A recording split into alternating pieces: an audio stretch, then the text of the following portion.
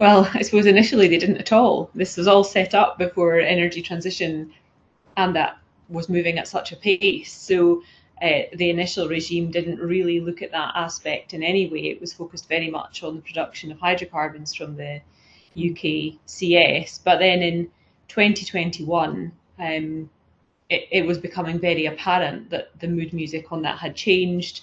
The OGA had made quite a few comments around the industry requiring to retain its social license to operate and to take account of the growing pressure and political will to move towards energy transition, so that it revised the strategy that Judith had mentioned to add a second limb, so that there's now an obligation on licensees, while they are maximising the value of the economic production, to also assist the Secretary of State in meeting his net zero objective.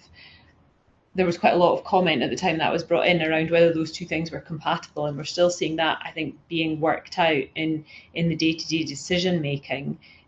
What we've seen so far is that the OGA tends to leave the decisions around whether or not the UK should be continuing to produce oil and gas to the Secretary of State, to DESNZ, and then focuses its efforts on ensuring that the emissions from that production activity are as low as possible. And so, for example, we've seen them placing pressure on operators to seek to electrify offshore production and to try to reduce the emissions from the existing assets by encouraging older, high-emitting assets to be decommissioned and newer ones focused on.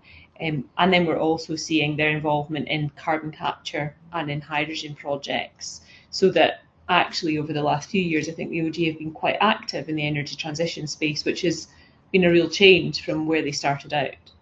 Absolutely. In fact, they've even produced reports suggesting that they think that the North Sea has the potential, by putting all these different aspects of our energy system together, to be a very major contributor to the UK meeting its 2050 targets.